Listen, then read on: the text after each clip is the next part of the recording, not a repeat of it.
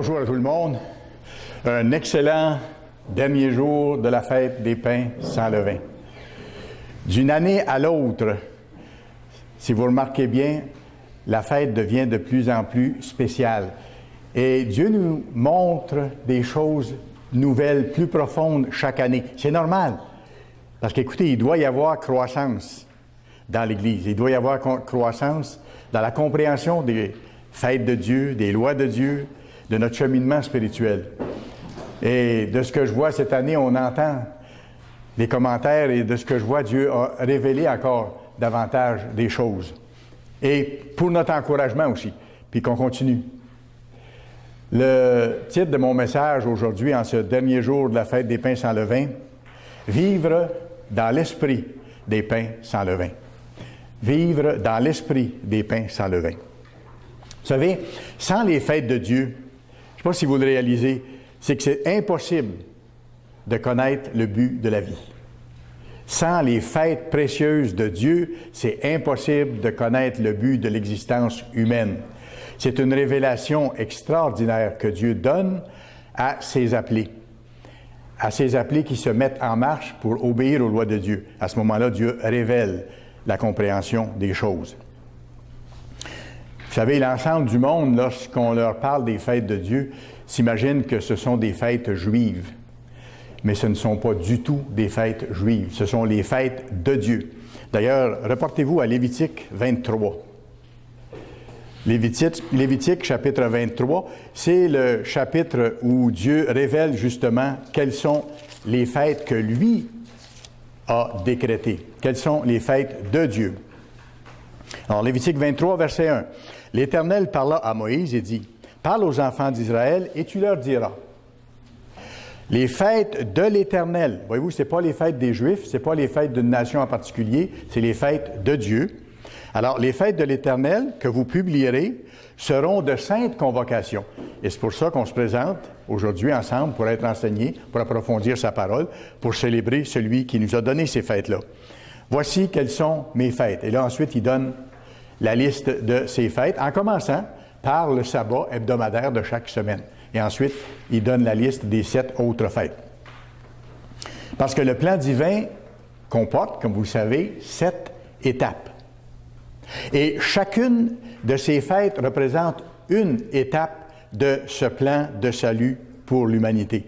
Et le but de Dieu dans tout ça, c'est d'offrir à tous les êtres humains, mais à des moments différents, mais d'offrir à tous les êtres humains de pouvoir se repentir, c'est-à-dire de pouvoir changer avec son aide, d'être transformés d'abord intérieurement, d'être transformés d'abord de cœur, qu'on change de motivation, qu'on change dans nos façons de voir les choses, dans nos façons d'agir, ensuite, pour finalement être transformés totalement, et ça c'est son grand plan, même extérieurement, même physiquement, parce qu'en bout de ligne, ceux qui vont être fidèles vont être transformés même physiquement et totalement.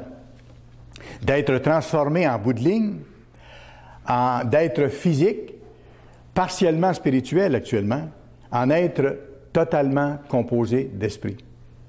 Je dis partiellement spirituel maintenant, parce que Dieu place son esprit dans ceux qui sont appelés, dans ceux qui se repentent, qui demandent pardon de leurs fautes, qui passent par les eaux du baptême et dont Dieu efface la vie passée.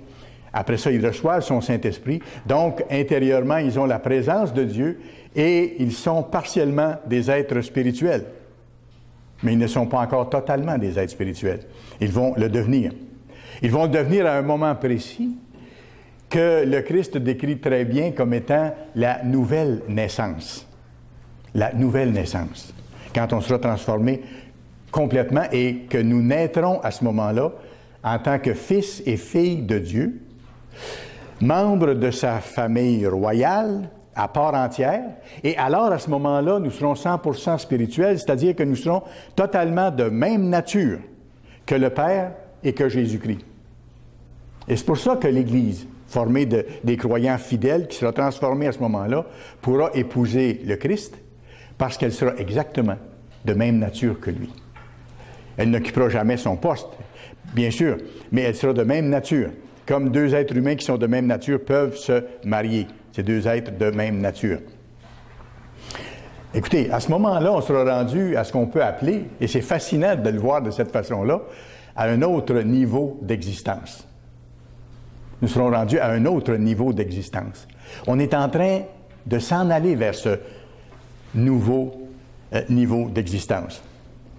Au moment du baptême, Dieu nous lave bien sûr de toutes nos fautes passées par le sacrifice de Christ, par son sang versé, et en même temps, il fait d'autres choses par la même opération, c'est qu'il nous enlève la pénalité de la mort éternelle qu'on avait sur nos épaules parce qu'on avait transgressé les lois de Dieu.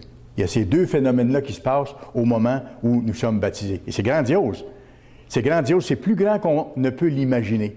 Et à mesure qu'on avance dans l'obéissance à Dieu et qu'on se purifie, Dieu nous donne de comprendre davantage la splendeur de son appel, puis la profondeur de ce qui se passe au moment du baptême, et ensuite, lorsqu'on renouvelle cet engagement-là à la Pâque chaque année. Il y a quelques jours, justement, nous avons pris la Pâque. Et ce qu'on a fait, les baptisés ont pris la Pâque. Et ce que nous avons fait à ce moment-là, c'est que nous avons renouvelé notre engagement envers Dieu. On a dit à Dieu, « Père, je veux continuer à me débarrasser du péché, des transgressions, parce que notre combat n'est pas fini. Nous sommes encore, justement, beaucoup humains. Notre nature humaine est encore là. Nous vivons dans un monde qui n'est pas le monde de Dieu. Il y a beaucoup de pression, il y a beaucoup d'attrait, et nous, on doit faire des choix, prendre des décisions et aller davantage du côté de Dieu. Alors, on a renouvelé cet engagement-là, à continuer de nous débarrasser des transgressions et à laisser le Christ vivre sa vie en nous, pour ainsi développer son caractère en nous. Parce que, voyez-vous, au bout de l'histoire, lorsque nous allons arriver dans la nouvelle naissance, c'est qu'à ce moment-là, on aura développé le caractère de Christ suffisamment et que là, Dieu va nous rendre parfaits pour le reste de l'éternité. Alors, la famille de Dieu aura exactement la même mentalité, le même esprit, le même but, la même joie, la même harmonie de travailler ensemble comme une famille unie, où il n'y a pas de désharmonie, où il n'y a pas de désaccord, où ce sera vraiment un bonheur parfait, total, pour faire des choses inimaginables qui vont nous rendre heureux à jamais. Alors, c'est ce qu'on a fait il y a quelques jours. On a renouvelé notre engagement de baptême. Et tout de suite après, on a commencé la fête des pains sans levain. Parce que ça va avec l'engagement de baptême. On a dit à Dieu, on va éliminer de notre vie ce qui n'est pas conforme à ta loi, ce qui n'est pas conforme à tes lois. Et chaque année, on recommence le même scénario parce qu'on est encore humain. Alors, Dieu nous donne de vivre physiquement, de sortir les pains levés de nos maisons, de faire le ménage dans nos maisons physiquement. Ça nous fait penser que spirituellement, on doit sortir les transgressions de toutes sortes. Alors, c'est un exercice qu'il nous donne de faire chaque année pour nous aider, pour qu'on reste les yeux sur lui et sur notre engagement, pour qu'il puisse nous donner la vie éternelle et nous transformer. Alors, on a sorti le levain de nos maisons, on a sorti les produits levés et nous n'avons pas mangé durant toute cette semaine de produits levés. Mais on ne s'est pas arrêté là, parce que la directive nous dit de manger des pains sans levain. Pourquoi? Parce que c'est un pain qui représente le Christ lui-même qui est sans levain, qui n'a jamais péché. Et nous, on doit devenir comme ça. Et c'est intéressant parce que lors d'un repas cette semaine, mon épouse m'a dit, lorsqu'on a pris un peu de pain avec la nourriture, elle a dit, c'est comme ça qu'il faut devenir, comme ce pain-là, parce que ça représente le Christ. Et c'est ça. Quand on le voit comme ça, Dieu nous aide à voir davantage ce que ça veut dire, puis la beauté de ce que c'est. C'est vers ça qu'on s'en va. Pour être capable un jour, je ne sais pas si vous réalisez la beauté de ça, pour être capable un jour de ne plus jamais manquer notre coup, ne plus jamais pécher. Toujours dire les bonnes choses au bon moment, ou garder le silence, toujours prendre les bonnes décisions, toujours être capable de percevoir le cœur des autres de l'autre côté, puis d'agir en conséquence, ne plus jamais être attiré par le péché, parce que le Christ n'est pas attiré par le péché. Il a payé tellement cher aussi. C'est pas pour ça qu'il n'est pas attiré par le péché, parce qu'il est Dieu. Ce serait contraire à ce qu'il est, d'être attiré par le péché. Mais il a payé en plus tellement cher pour payer l'amende de nos péchés qu'il est encore moins attiré par le péché. Alors nous allons être comme ça dans le monde à venir, quand nous serons nés de nouveau, quand nous serons complètement esprits. Lévitique 23, versets 4 à 8. Voyons les fêtes que nous célébrons, que nous terminons aujourd'hui. Voici les fêtes de l'Éternel, les saintes convocations que vous publierez à leur temps fixé. Donc, il y a un moment précis pour chacune des fêtes. Le premier mois, le 14e jour du mois, entre les deux soirs, ce sera la Pâque de l'Éternel. Et le 15e jour de ce mois, ce sera la fête des pains sans levain à l'honneur de l'Éternel. Vous mangerez pendant 7 jours des pains sans levain, ce qu'on a fait jusqu'à aujourd'hui.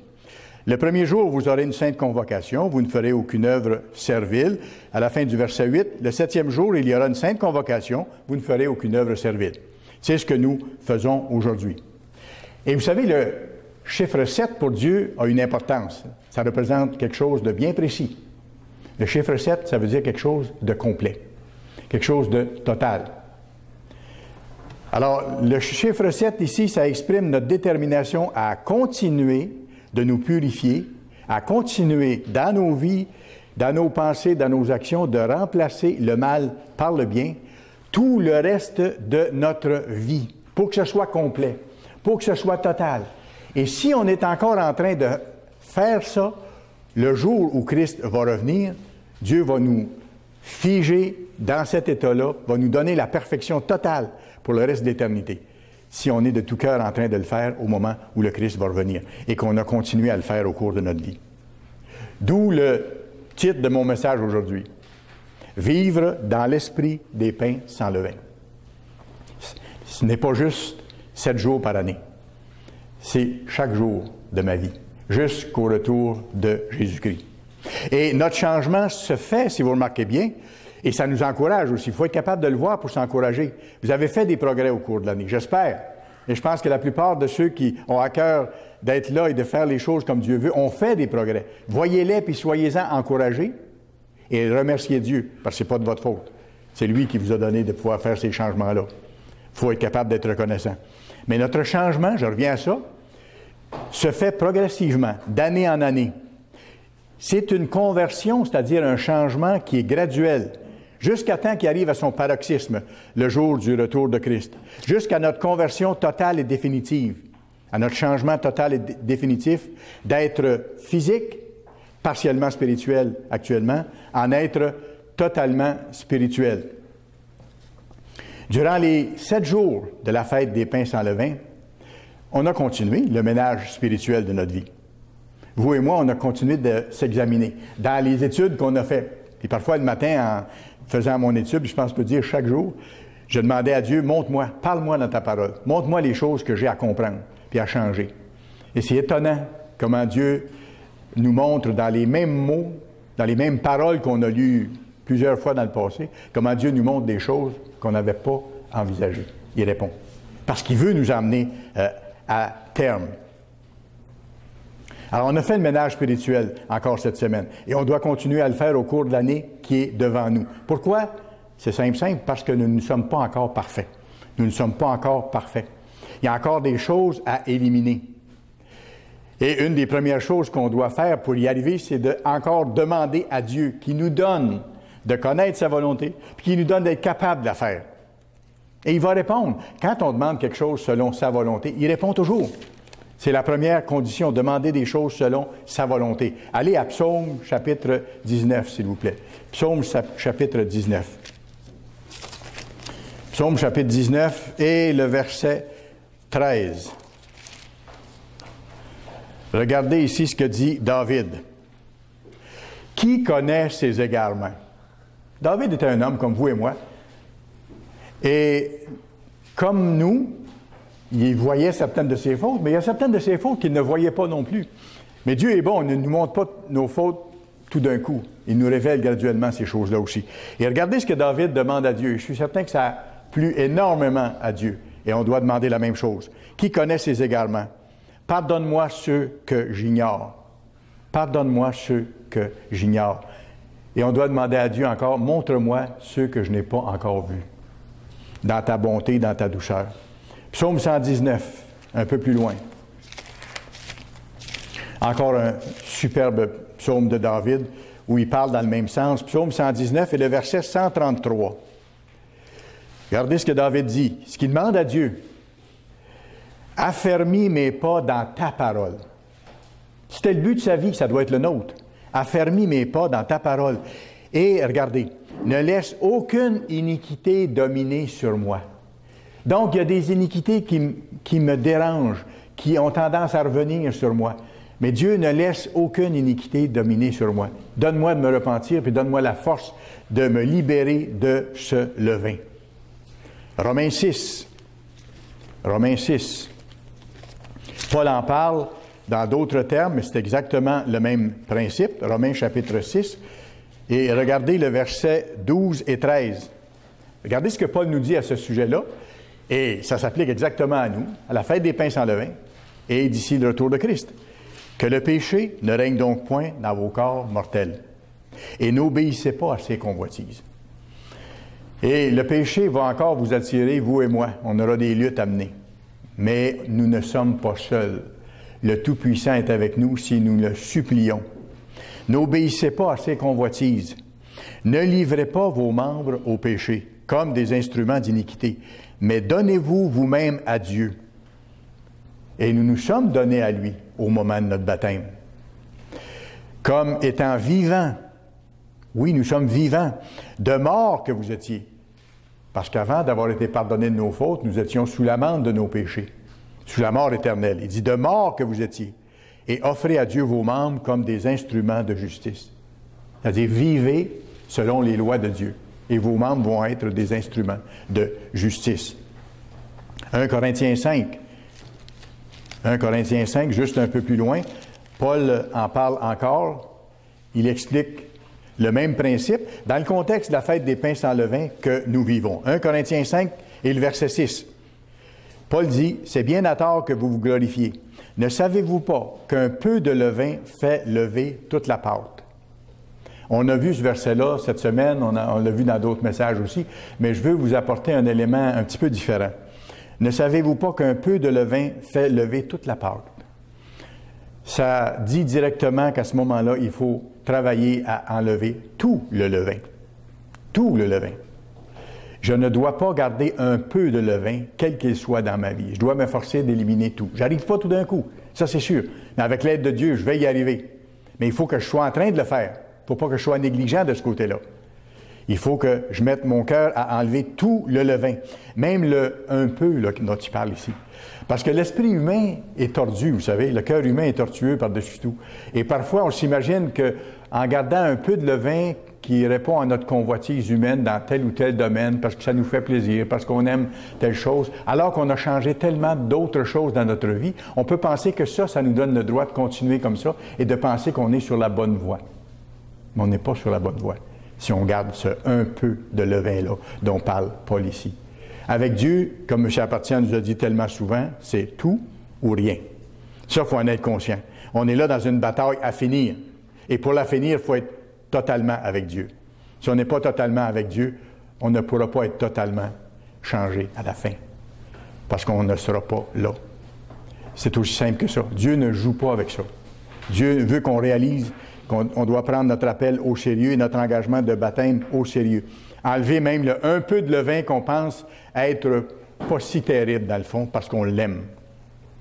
Alors, il ne faut pas attendre pour changer des choses. Il ne faut pas attendre pour changer des choses, c'est de la négligence. Et c'est un danger énorme. Et il ne faut pas y aller avec une demi-mesure non plus, et il ne faut pas faire de compromis. C'est-à-dire qu'il faut mettre tout en œuvre pour s'éloigner des transgressions qui mènent à la mort, qui nous ramènent là. Il faut faire les choix qu'il faut. Il faut faire la planification qu'il faut. Et quand il faut s'éloigner de certaines personnes, il faut s'éloigner de certaines personnes. La Bible est très claire là-dessus. Regardez 1 Corinthiens 15. 1 Corinthiens 15, quelques pages plus loin, et le verset 33-34. Regardez ce que Paul dit encore ici. Il dit, « Ne vous y trompez pas. Les mauvaises compagnies ou la présence de personnes qui font le mal ou qui agissent mal envers les autres ou qui n'ont pas tout leur cœur là, qui accusent et ainsi de suite. Ne vous y trompez pas. Les mauvaises compagnies, ça fait quoi? Ça corrompt les bonnes mœurs. Ça influence. Veut pas. Il y a des choix à faire. C'est un ou l'autre. Revenez à vous-même, comme il est convenable, et ne péchez point. Parce que si je conserve compagnie avec des gens qui font le mal, c'est que je conserve un peu de ce mal-là. Je suis un peu d'accord avec eux. Ça ne veut pas dire qu'il faut sortir du monde. Il explique ailleurs qu'on ne peut pas sortir du monde et le monde pêche. Et on aime le monde. On n'aime pas ce qu'ils font, mais on aime le monde. Par contre, on parle ici de gens, de nos amis. On ne parle pas de membres de famille qui ne sont pas convertis non plus. Ça, c'est autre chose. Mais on parle d'avoir des relations d'amitié avec des gens qui ne sont pas vraiment dans l'Église ou des gens qui font le mal. Revenez à vous-même comme il est convenable et ne péchez point. Quelques-uns ne connaissent pas Dieu. Il parlait des gens d'Église. Quelques-uns ne connaissent pas Dieu. Je le dis à votre honte. Alors, il fallait que les gens reviennent, qu'ils fassent les choses comme il faut. Parfois, ça peut être des amitiés ou des compagnies réelles. Parfois, ça peut être des compagnies virtuelles. Certains gardent des amis sur Internet, dans les images qu'ils vont voir et ainsi de suite. Des amis virtuels parce que ça plaît à leur convoitise, soit au niveau de la pornographie ou des images douteuses et ainsi de suite. C'est de garder les choses mauvaises dans notre vie. Psaume 26, verset 4, pas besoin d'y aller, je vais vous le citer. Psaume 26, verset 4, regardez ce que David dit. Et c'est vraiment clair dans ce sens-là. Il dit, « Je ne m'assieds pas avec les hommes faux. » Je ne prends pas la peine de m'asseoir avec ceux qui sont faux, ceux qui sont menteurs, ceux qui font des choses contraires à ce que Dieu nous montre. Je ne vais pas avec les gens dissimulés. Vous savez, des gens qui parlent pendant l'arrière, qui agissent en cachette et qui font des choses qui ne devraient pas être faites. David dit, je ne m'assois même pas avec ces gens-là. Donc, j'ai des choix à faire. 1 Corinthiens 5, revenons à 1 Corinthiens 5 où on était tantôt. Verset 7 maintenant. C'est pour ça que Paul dit, ne savez-vous pas qu'un peu de levain fait lever toute la pâte? Fin du verset 6, verset 7. Faites disparaître le vieux levain, afin que vous soyez une pâte nouvelle, une pâte sans levain. Et c'est ça qu'on doit être et qu'on doit s'efforcer de rester. Car le Christ, notre Pâque, a été immolé. Célébrons donc la fête des pains sans levain, non avec du vieux levain, gardons pas ce vieux levain-là, non avec un levain de malice, de dissimulation, de tricherie, d'hypocrisie et de méchanceté, mais avec les pains sans levain, de la pureté et de la vérité. Ça, c'est la voie de Dieu. Et ça, c'est celle qu'on doit garder. Ça, c'est notre phase spirituelle. C'est dans ce sentier-là que Dieu nous a amenés pour nous amener à terme. Voyez-vous, c'est ça notre chemin. Et c'est ça la nouvelle alliance aussi. C'est ça la nouvelle alliance qui se respecte non seulement dans la lettre de la loi, mais dans l'esprit de la loi. Elle est complète, la nouvelle alliance. Elle est plus que l'ancienne alliance.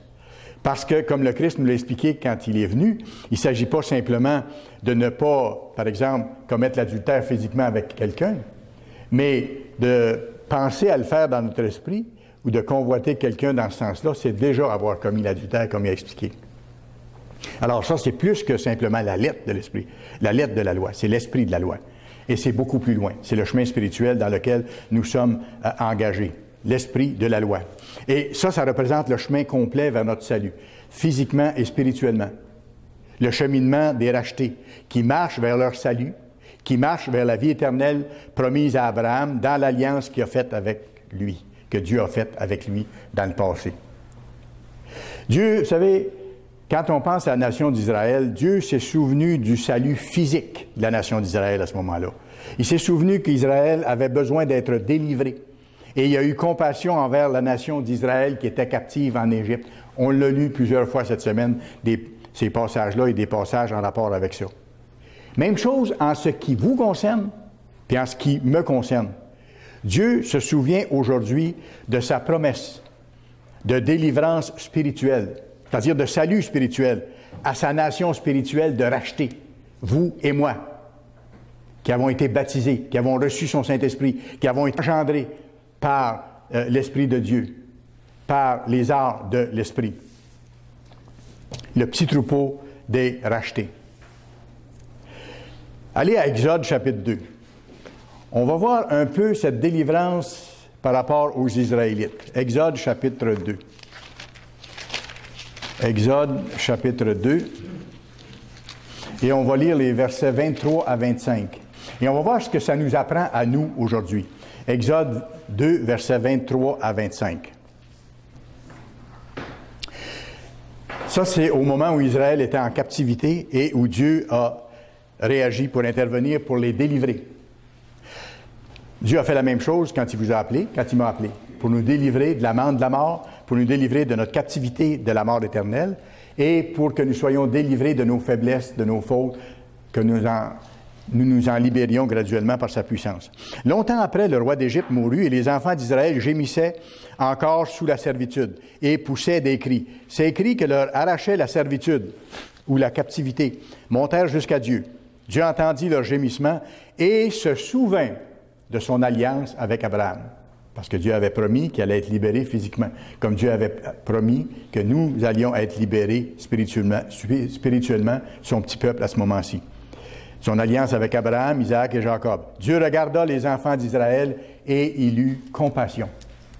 Et là, il est intervenu pour les délivrer. Question. Est-ce que vous et moi, nous avons cette sorte de compassion qui est dans le cœur de Dieu envers nos compatriotes humains, envers tous les êtres humains sur la face de la terre? Est-ce que nous demandons régulièrement à Dieu avec cœur, face à toutes les souffrances humaines qui augmentent et qui vont augmenter d'ici le retour de Christ? Est-ce qu'on lui demande avec de plus en plus d'insistance que ton règne vienne? Aie compassion, comme tu as eu compassion des Israélites. Aie compassion des pauvres êtres humains qui ont amené ces choses-là sur eux, comme on le faisait avant nous, avant que tu nous appelles, et qui en souffrent énormément. Interviens, Père. En plus de prendre bien soin de ne garder chez nous, qui sommes appelés et qui connaissons la vérité, de ne garder chez nous volontairement aucun levain, ni même le peu de levain dont je vous ai parlé tantôt. Sinon, nous allons vers l'échec. Sinon, nous allons vers l'échec. Comme les Israélites qui ont amené le levain avec eux, qui ont amené l'Égypte avec eux. Vous savez, si vous gardez volontairement du levain, des fautes qui vous plaisent, et moi aussi, ça s'applique à moi, je me prêche à moi aussi.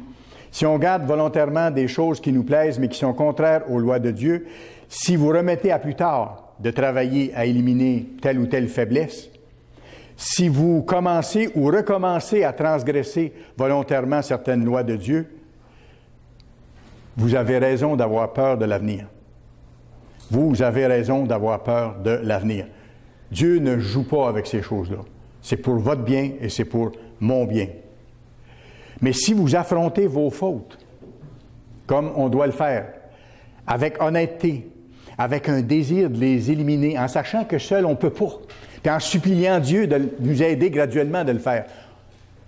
Si on le supplie par le jeûne, par la prière, et s'il faut faire des sièges de jeûne pour arriver à vaincre telle chose, faisons les sièges de jeûne en conséquence. Même M. Haim, j'entendais dernièrement dans un sermon qu'il a donné, il disait certaines personnes, des fois, qui sont aux prises avec certains problèmes majeurs, qui n'arrivent pas à vaincre. Les personnes ont mis en place une stratégie intéressante. C'est que dès qu'ils commettaient cette faute-là, l'instant d'après, il y avait un jeûne de 24 heures. Ils jeûnaient tout de suite pour supplier Dieu de leur donner la force de ne plus commettre cette faute-là. Et ils ont répété le scénario et ils ont vaincu ce qu'il y avait à vaincre. Pourquoi? Parce qu'ils se sont tournés vers la source de tout pouvoir. C'est ça. Et j'ai été frappé par cette idée-là que s'il y a une faute majeure dont on a beaucoup de difficultés à se débarrasser, dès qu'on tombe dans ce piège-là, un jeûne tout de suite pour supplier Dieu. Et vous allez voir la différence. Mais si vous faites ça, si vous travaillez honnêtement à continuer d'éliminer le levain de vos vies, vous n'avez rien à craindre. Dieu va continuer d'être avec vous dans toutes les circonstances de votre vie. Aussi simple que ça. Les preuves sont là pour tellement de monde dans l'Ancien Testament et aujourd'hui. Dans le Nouveau Testament aussi et pour les membres de l'Église aujourd'hui. Vous savez, souvent, le plus difficile pour l'esprit humain, on le sait, M. Armstrong en a parlé tellement souvent, c'est de reconnaître nos torts. Ça, c'est la première étape. Si on arrive, avec l'aide de Dieu, à reconnaître nos torts le plus tôt possible lorsqu'ils arrivent, on simplifie notre démarche et Dieu nous bénit davantage. Vous savez, Dieu dit, il résiste aux orgueilleux, hein? Puis l'orgueilleux en moi ne veut pas reconnaître ses torts et l'orgueilleux en vous non plus. Alors, c'est ça au point de départ qu'il nous faut reconnaître. C'est un des premiers pas.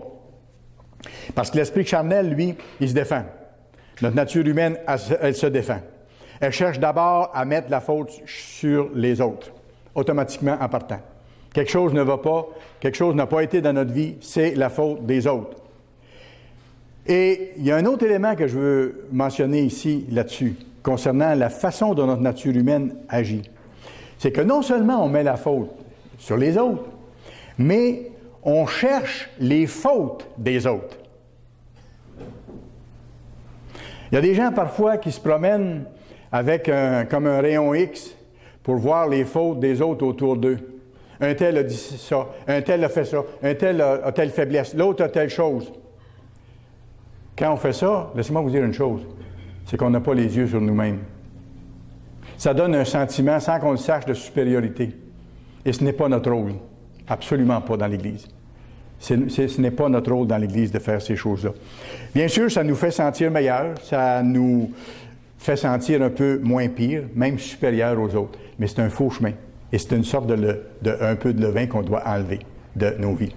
De regarder le chemin que moi, j'ai à faire. Vous savez, le point de comparaison qu'on doit faire, ce n'est pas avec nos voisins, qu'ils soient mieux que moi ou moins bons que moi dans certaines choses, c'est avec Dieu, c'est avec le Christ. Lui, c'est notre standard. C'est à lui que je dois me comparer. Et si je me compare à lui, là, je n'ai pas le temps de me comparer à d'autres. Parce que ça, c'est le standard que je dois atteindre avec la force de Dieu, puis qu'il va me donner d'atteindre avec sa puissance s'il voit que j'y tiens, que j'y travaille, que je le supplie. Demandons à Dieu de nous montrer la différence entre nos pensées et ses pensées. Dans le fond, ça rejoint un petit peu les explications que je vous donne. Les pensées de Dieu sont tellement élevées au-dessus des nôtres. Vous pourrez aller voir dans Ésaïe 55, 8 et 9, Ésaïe 55, 8 et 9. Dieu précise très bien que ses pensées sont infiniment plus élevées que les nôtres. Alors écoutez, cette année, plus que nous allons nous appliquer à obéir aux lois de Dieu, plus nous allons nous appliquer à rejeter le mal, vous savez ce qui va se passer? Plus le Christ va manifester sa présence dans vous. Et plus le Christ va mettre sa foi en vous. Oui, parce que Dieu donne son esprit à ceux qui lui obéissent. Et plus on s'efforce de lui obéir, plus il nous donne son esprit. Et la foi du Christ est un des fruits de l'esprit du Christ. Alors plus à ce moment-là, on a de foi, plus on a d'assurance, plus on a confiance envers Dieu, quelles que soient les circonstances. Mais si nous diminuons d'obéir à Dieu, ou si nous diminuons d'obéir à Dieu de tout cœur, si ce n'est plus là notre priorité vraiment première, alors nous allons avoir moins de foi parce que nous allons avoir moins de Saint-Esprit. On en a encore, mais on en aura moins. Et moins on voit, moins on est capable de voir. C'est dans l'autre sens que les choses vont à ce moment-là. Rappelez-vous, Dieu nous a appelés et on a répondu librement. Dieu respecte la liberté qu'il nous a donnée. Et on a cette liberté-là régulièrement. Il ne l'enlève pas. Et moins on a de foi, moins on a l'Esprit de Dieu en nous, moins on lui obéit ou on se hâte de lui obéir et de changer notre vie. Alors on réagit davantage face aux difficultés. Comment? Avec notre nature humaine. Puis avec nos raisonnements humains. Il faut compter sur quelqu'un. Si on voit moins Dieu et on a moins assurance et moins foi en lui, là, il faut régler les problèmes nous-mêmes. Il faut s'organiser nous-mêmes face aux difficultés, face aux épreuves, face aux pièges de Satan et face à son monde autour de nous et face aux adversités de la vie. On devient de plus en plus isolé de Dieu à ce moment-là, même si on lui appartient. C'est pour ça qu'il faut se dépêcher de revenir à Dieu pour qu'il nous donne la force dont on a besoin. Parce que voyez-vous, c'est ce que les Israélites charnels ont fait. Et c'est ce qu'ils ont eu comme réaction. Allez à Exode 14. Exode chapitre 14, verset 10. Pharaon approchait. Vous vous rappelez, ils ont pris la Pâque. Le lendemain soir, ils sont sortis d'Égypte. Pendant quelques jours, ils ont voyagé. Et ils sont allés près de la mer Rouge. Et là, verset 10, Pharaon approchait. L'ennemi les a poursuivis, comme l'ennemi nous poursuit après notre baptême aussi, quand on veut s'éloigner de notre ancien esclavage. Pharaon approchait, les enfants d'Israël levèrent les yeux, et voici les Égyptiens étaient en marche derrière eux. Et les enfants d'Israël eurent une grande frayeur et crièrent à l'Éternel. Ils dirent à Moïse, n'y avait-il pas de sépulcre en Égypte sans qu'il ait besoin de nous mener mourir au désert? Que nous as-tu fait en nous faisant sortir d'Égypte? Pourtant, c'est eux qui avaient supplié Dieu de les faire sortir d'Égypte. Rappelez-vous, il y avait la mémoire courte, là. Ils avaient crié à Dieu, on l'a vu tantôt. Les mêmes qui avaient crié à Dieu de les sortir d'Égypte, qui ont vu les 10 miracles incroyables que Dieu a faits. Tout de suite après, lorsqu'il arrive une certaine difficulté, on se détourne de Dieu, on oublie ce que Dieu a fait. Et qu'est-ce qu'on fait? On s'en prend à ses serviteurs. On attaque ceux que Dieu a choisis pour diriger son peuple. Ça, c'est la nature humaine. Ça, c'est la nature humaine. On s'en prend tout de suite à l'homme que Dieu a choisi pour les diriger. Et plus que ça, ils veulent retourner en Égypte. Ils veulent retourner en arrière. Et là, ils ont peur. Et vous savez quoi? Ils ont raison d'avoir peur. Parce que là, ils ne voient plus Dieu. Ils voient seulement leur petit moi. Donc, il faut qu'ils essaient de s'en sortir. Parce qu'ils pensent qu'il n'y a pas personne d'autre qui va s'en sortir. Et je devrais dire une chose, ils n'avaient même pas la foi physique, je devrais dire. Parce qu'écoutez, sur le plan physique, sur le plan matériel, sur le plan strictement humain, ils avaient vu les miracles réels que Dieu avait faits. C'était impossible qu'ils puissent sortir d'Égypte. Tout ce qu'ils avaient vu pendant les 10 plaies, les 10 miracles, c'était réel, c'était physique, c'était matériel. Et ils auraient dû croire, parce qu'ils avaient vu, Dieu leur avait donné des preuves à leur niveau. Mais non, ils se sont détournés de ça. Ils se sont détournés même de ça. Et ils ont regardé en arrière. Et ils ont regretté ce qu'ils pensaient être si bon. Là, ils se sont mis à dire, « Hey, on était tellement bien avant en Égypte, hein? » C'est pas ce qu'ils disaient avant quand ils criaient à Dieu, quand la douleur leur arrachait des cris de supplication pour que Dieu les délivre. On oublie. Ne regardez jamais en arrière. Ne regrettez pas quoi que ce soit. Ne regardez pas en arrière non plus pour régler des comptes.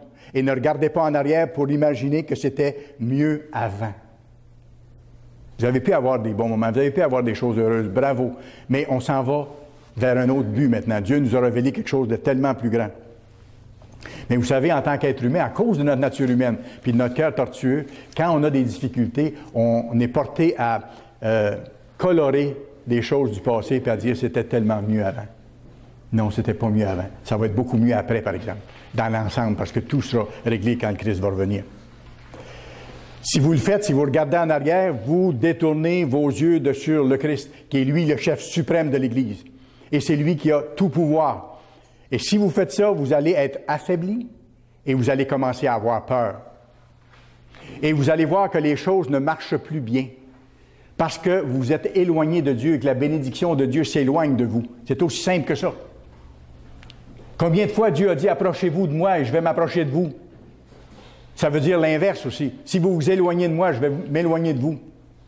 Et si je m'éloigne de vous, vous allez voir la différence. Parce que vous allez être seulement par vous-même, de plus en plus. Écoutez, faisons notre part. Faisons notre part avec cœur. On n'est pas capable, lui nous donne d'être capable, mais il faut vouloir la faire. Et faire entière confiance à Dieu. Et il agira. Il va agir. C'est une certitude absolue.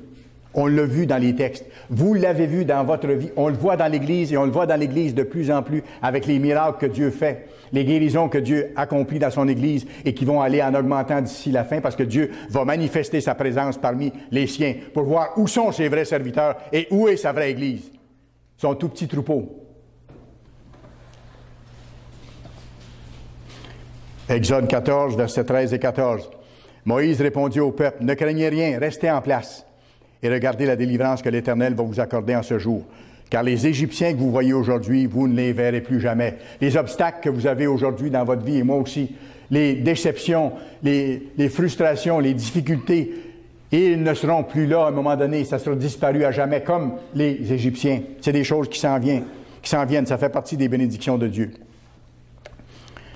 Les Israélites étaient tournés vers eux-mêmes. Il faut faire attention à ça. Il faut faire attention à ça.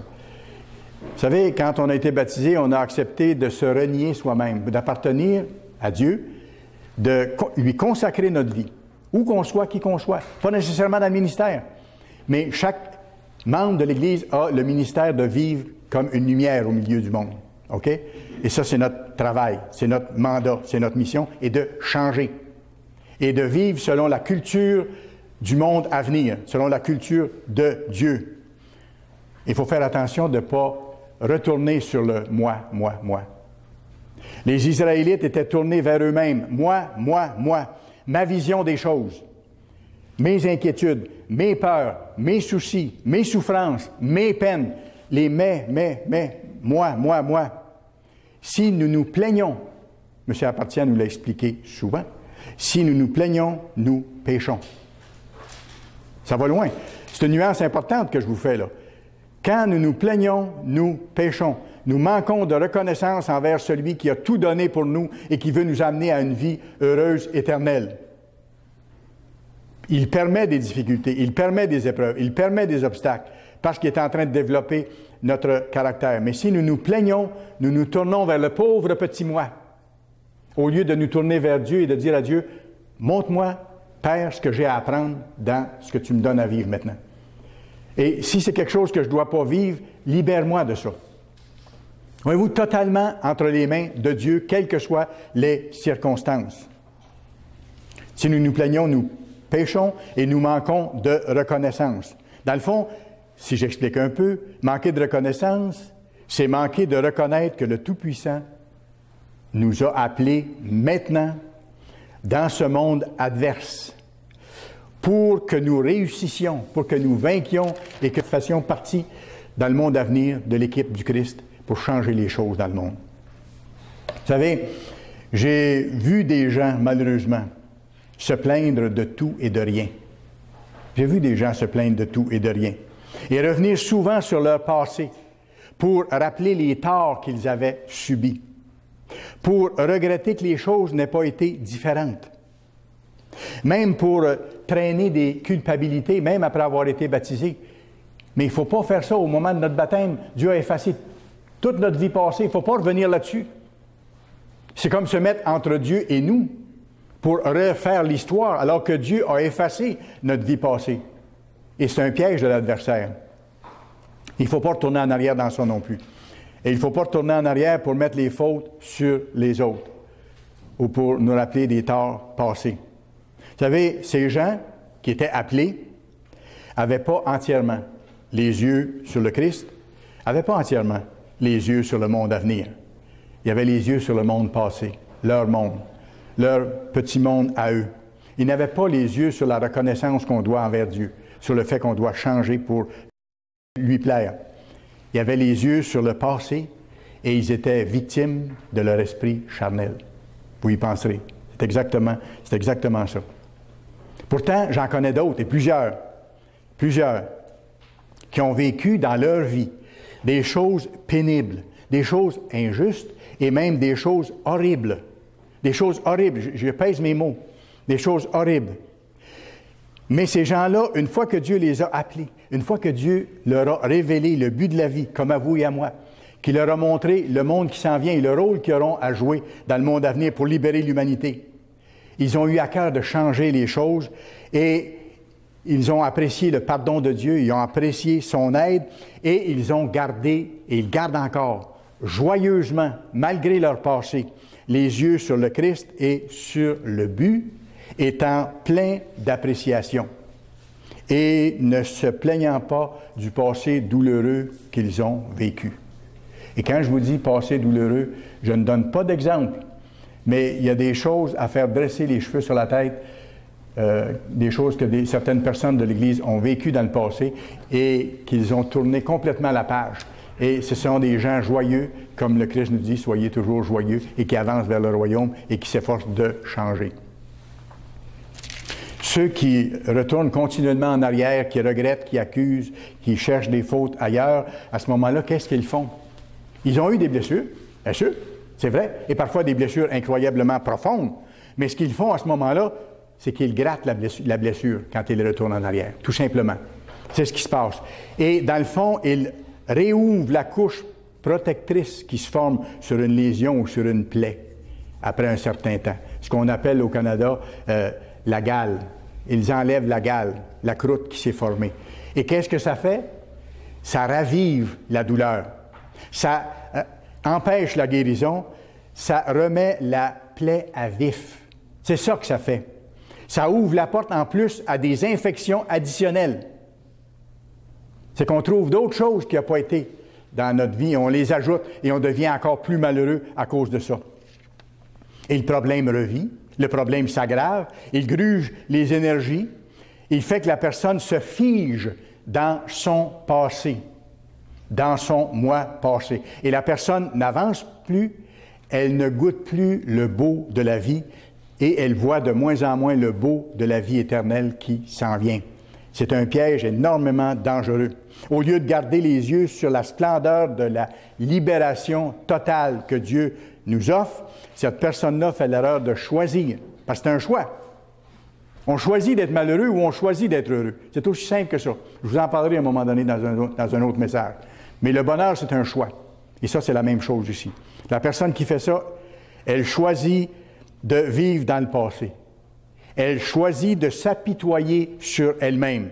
Elle choisit, dans le fond, comme on vient de le voir en grattant le bobo, elle choisit de garder ses souffrances. Et vous savez ce qui arrive à ce moment-là? C'est que cette pauvre personne, sans s'en rendre compte, elle devient une deuxième fois victime de ce qu'elle a vécu. Oui, parce qu'elle le revit, elle le garde, elle l'entretient, sans s'en rendre compte. Je vous donne un exemple éloquent là-dedans. Une personne qui est en prison depuis des années, qui a souffert énormément, captivité, privation, souffrance, assaut, tout ce que vous voulez. Vous libérez cette personne-là de la prison, elle a une vie merveilleuse qui s'en vient. C'est fini la prison. Mais la personne, au lieu de bâtir sa vie et d'aller vers ce qui lui est offert, se tourne de côté et commence à penser encore à tout ce qu'elle a vécu en prison, à l'entretenir, à regretter, à haïr ceux qui lui ont fait mal, à faire ces choses-là. Qu'est-ce qu'elle fait? Elle est encore prisonnière. Elle a amené la prison avec elle. Elle n'est pas libre. Il faut couper avec ces choses-là dans le passé pour être capable d'aller plus loin. Se plaindre sans cesse, manquer de reconnaissance, c'est du levain à éliminer. Aussi simple que ça, parce que c'est une faute. Et tout péché est un mur qui est placé entre Dieu et nous. Vous irez voir dans Ésaïe 59, versets 1 et 2. Ésaïe 59, versets 1 et 2.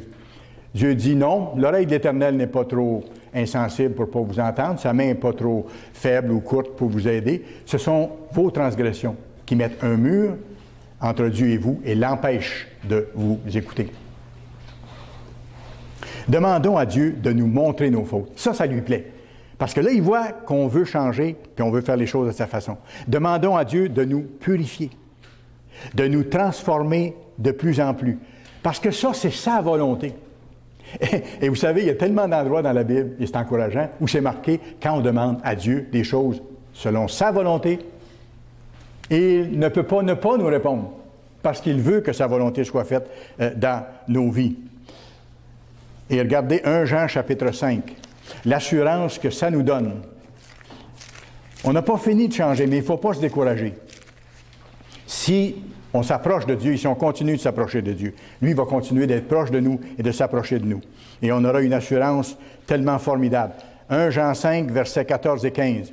Nous avons auprès de lui cette assurance que si nous demandons quelque chose selon sa volonté, il nous écoute. Et si nous savons qu'il nous écoute, nous savons que nous possédons la chose que nous lui avons demandée. C'est simple, mais c'est tellement puissant. Il ne faut pas avoir peur d'aller devant Dieu et demander les choses selon sa volonté. Selon sa volonté. Vous savez, la fête des pains sans levain nous permet vraiment de mieux comprendre Dieu. Hein? Et ça a été le cas cette semaine. Et de mieux nous comprendre, de mieux comprendre aussi comment le levain travaille et comment on peut avoir l'aide de Dieu pour s'en débarrasser. Et la fête des pains sans levain nous permet de nous approcher de lui davantage. Vous le savez très bien, vous savez autant que moi. Le retour de Christ approche. Notre temps individuel, il est limité. Il est limité avant l'arrivée du Christ. Alors, je vous ai dit tantôt, et ça reste toujours vrai, que nous sommes libres. Dieu respecte la liberté qu'il nous a donnée. Mais il faut faire attention de ne pas abuser de la liberté que Dieu nous donne pour remettre à plus tard les choses à changer, pour éliminer la négligence. Dieu nous montre la voie à suivre, mais il ne nous impose pas sa volonté.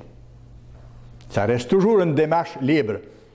Et dans son royaume, dans sa famille, Dieu va avoir des gens qui ont librement choisi, malgré les obstacles, malgré les difficultés, malgré le prix à payer, qui ont librement choisi de lui appartenir et de faire les choses à sa façon. Tous ceux qui seront là seront des gens qui auront librement combattu le bon combat avec l'aide de Christ. Alors nous devons choisir ses voies, marcher dans ses voies. Nous devons sortir librement du péché, de tout cœur, parce que nous voulons le faire, même si notre nature humaine nous tire vers le péché, vers les convoitises, comme la Bible nous dit. Si oui, en demandant son aide, nous pouvons y arriver. Deutéronome 30 et le verset 15 et 16. Deutéronome 30, versets 15 et 16. Vois, je mets aujourd'hui devant toi la vie et le bien, la mort et le mal, le choix fondamental de tout être humain quand Dieu l'appelle. Car je te prescris aujourd'hui d'aimer l'Éternel ton Dieu, de marcher dans ses voies et d'observer ses commandements. Ça, c'est nos ordres de marche, ses lois et ses ordonnances. Pourquoi? Afin que tu vives. Et pour nous, ça veut dire la vie éternelle. Et que tu multiplies et que l'Éternel, ton Dieu, te bénisse dans le pays dont tu vas prendre possession. Ça s'appliquait sur le plan physique aux Israélites. Et pour nous, c'est sur le plan spirituel envers le royaume qui s'en vient. Et c'est pas peu dire. Dieu a tellement de choses en réserve pour nous, c'est incroyable.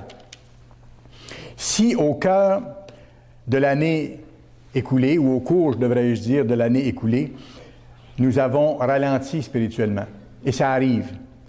Si nous nous sommes un peu éloignés de Dieu, si nous nous sommes un peu affaiblis, si nous n'avons pas avancé spirituellement comme on aurait dû, nous avons manqué notre coup. Si nous avons manqué notre coup à plusieurs égards, il est encore temps de revenir à notre Père. C'est encore temps de revenir à notre Dieu. L'histoire n'est pas finie, mais le temps se fait court. Mais l'histoire n'est pas finie. Et c'est pour ça que vous irez voir dans Ézéchiel 18, versets 29 et 30, Dieu dit « Revenez à moi et je reviendrai à vous. Revenez à moi et je reviendrai à vous. » Je vais m'y rendre. C'est important. Ézéchiel chapitre 18 et le verset 29. La maison d'Israël dit, la voie du Seigneur n'est pas droite. Est-ce ma voie qui n'est pas droite, maison d'Israël? Ne sont-ce pas plutôt vos voies qui ne sont pas droites? Verset 30. C'est pourquoi je vous jugerai chacun selon ses voies, maison d'Israël, dit le Seigneur. Revenez et détournez-vous de toutes vos transgressions. Quand je vous disais ce que Paul a écrit, il ne faut pas tolérer un peu de levain. Dieu dit ici, débarrassez-vous de toutes vos transgressions. Ce n'est pas de demi-mesure, de toutes vos transgressions, afin que l'iniquité ne cause pas votre ruine. Il y a une conséquence effroyable à ça. Revenez. Et ça, c'est l'appel d'un Père qui vous aime personnellement, qui a de l'affection pour vous, qui a un but extraordinaire en vue en ce qui vous concerne et qui veut vous amener à atteindre ce but. Nous sommes Israël spirituel. Nous sommes la maison de Dieu. Nous savons très bien ce que nous avons à faire. La Bible, elle est très simple, elle est très claire. Dieu nous donne la marche à suivre. Les 7 jours des pains sans levain, ça nous montre à éliminer constamment le mal. Et au cours de la semaine, si vous avez été comme moi, des fois, on faisait attention, il y avait quelque chose qui ressemblait à du levain, on vérifiait, voir si c'était pas ça. Et quand on est sorti à l'extérieur, on a sorti une fois pour aller au magasin, mon épouse et moi, et on a mangé une petite bouchée dans un restaurant. Et tout de suite avant d'entrer, on s'est dit, oups, il faut faire attention là, parce qu'il y a du levain dans beaucoup de nourriture, alors on va choisir des choses dont on est certain qu'il n'y a pas de levain. Parce que les dangers sont là, tout le tour, les risques sont là. Ça, c'est sur le plan physique. Ça nous fait rire, mais c'est une pratique. Parce que sur le plan spirituel, c'est exactement la même chose. Verset 31. « Rejetez loin de vous toutes les transgressions par lesquelles vous avez péché. C'est ce qu'on a à faire encore. Faites-vous un cœur nouveau et un esprit nouveau. Pourquoi mourriez-vous, maison d'Israël? Et nous sommes la maison d'Israël spirituelle maintenant, à un autre niveau. Notre lutte est constante et nous devons être actifs pour la mener. Vous savez, il y a certains qui échouent ici, par contre. C'est triste, mais c'est vrai. Certaines personnes vont vivre 7 jours sans levain physique dans leur maison. Ils auront fait leur ménage avant. Ils vont faire attention à ne pas manger de pain levé ou de produits levés. Mais après la fête, ils ne continuent pas vraiment à changer. Ça, c'est un risque de la nature humaine. Nous sommes des créatures d'habitude. Alors, il y a un risque de ce côté-là, de ne pas vraiment changer après. Et après la fête, de retourner à nos petites habitudes, à nos petites routines, sans vraiment se mettre comme priorité de changer en toutes choses et d'éliminer au cours de l'année qui vient toutes les transgressions que Dieu va nous montrer.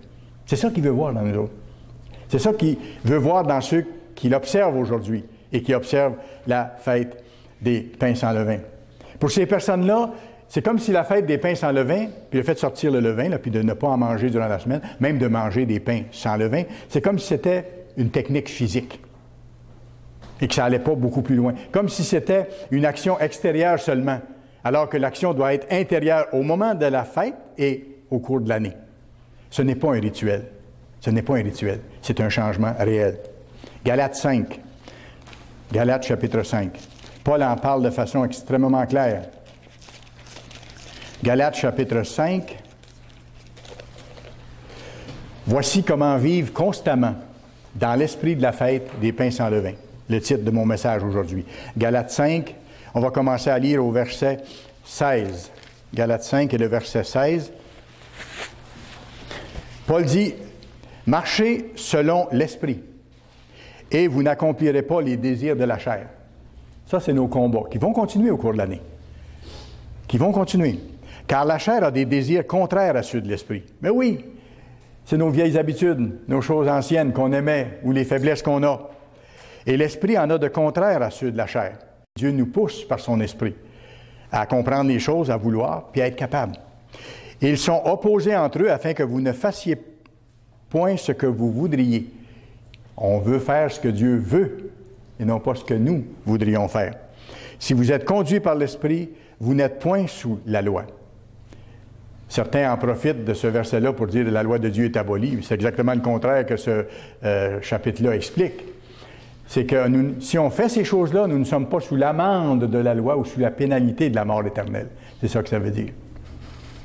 Or, les œuvres de la chair sont évidentes. Et là, Paul donne un certain nombre de choses qu'on doit éliminer de nos vies.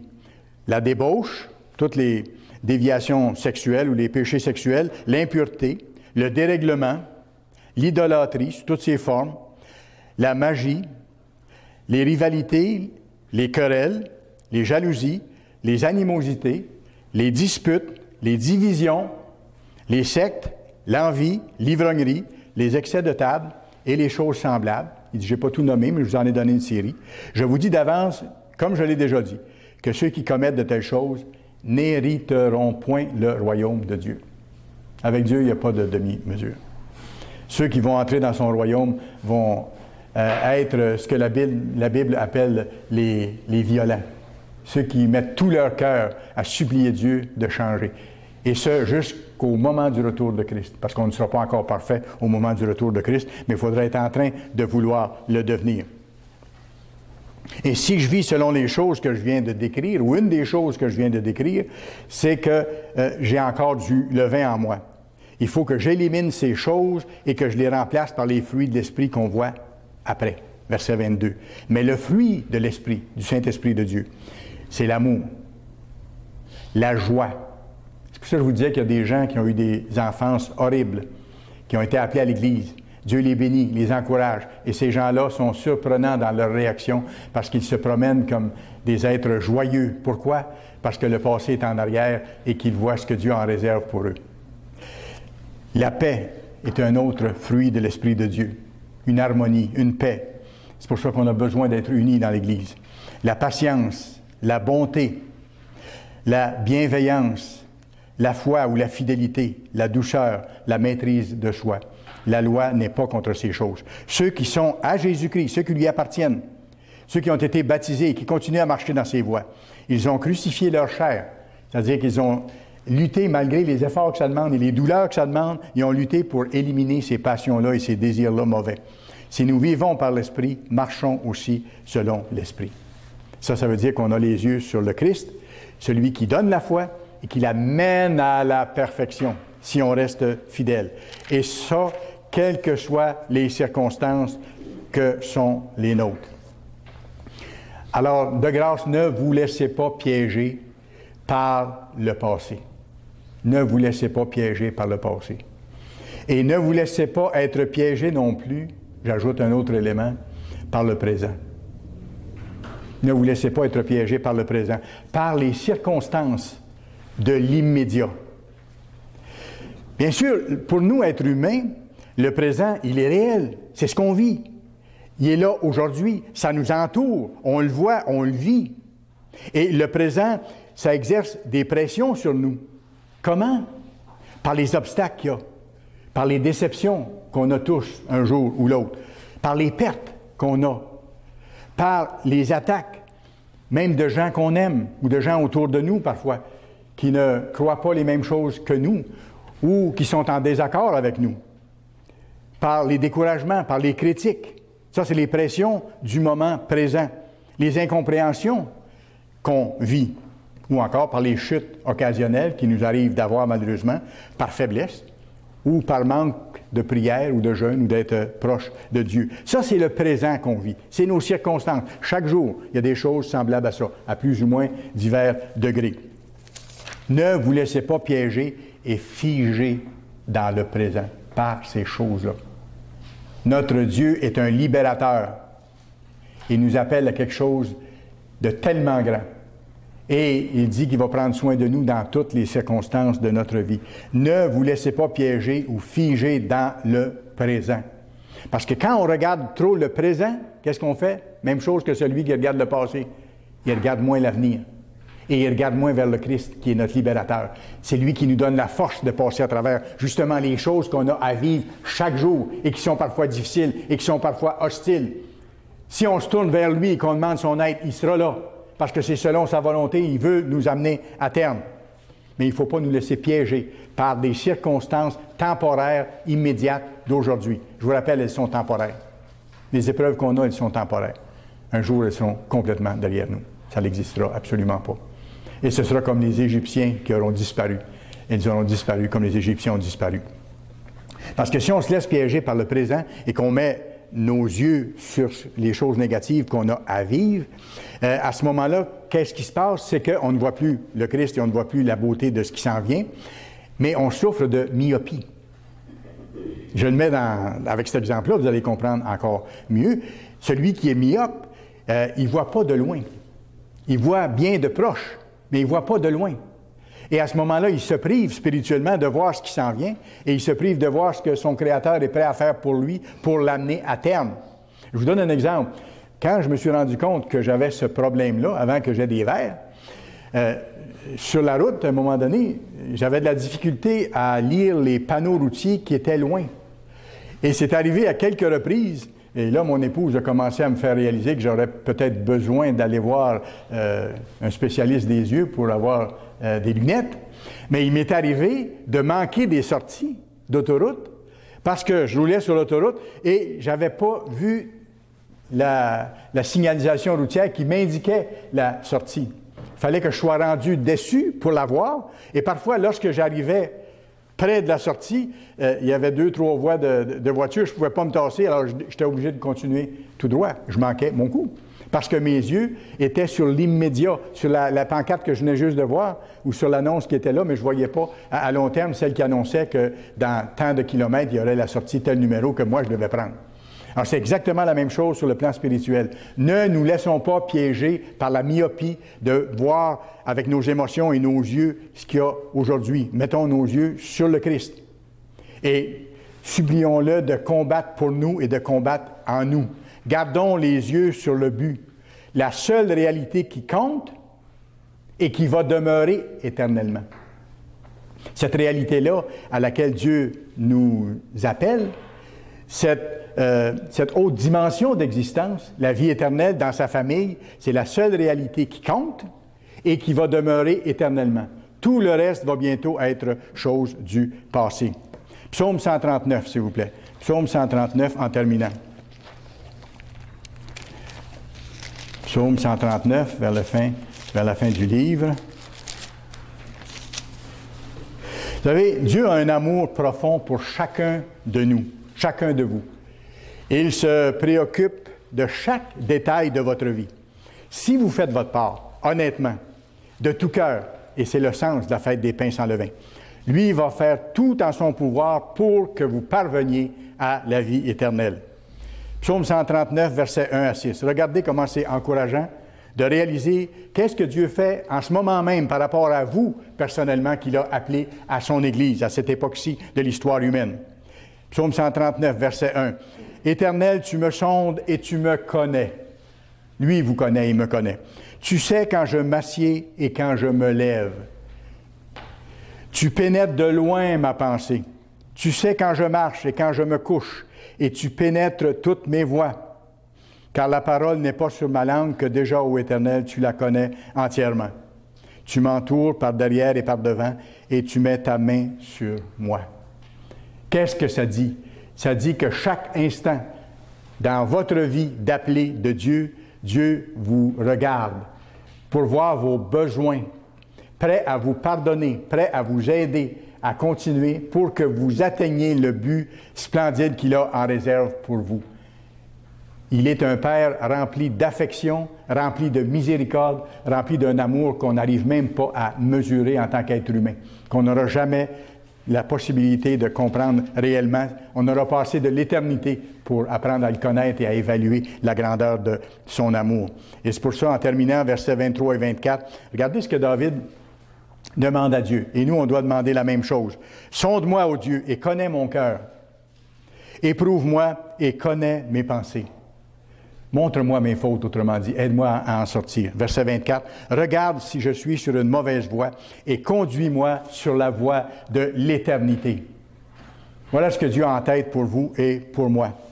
Alors écoutez, planifions d'arriver l'an prochain au pain sans levain avec une croissance dans nos mains, avec une croissance à offrir à Dieu, avec des victoires qu'on aura supplié Dieu de nous donner et que nous aurons accomplies.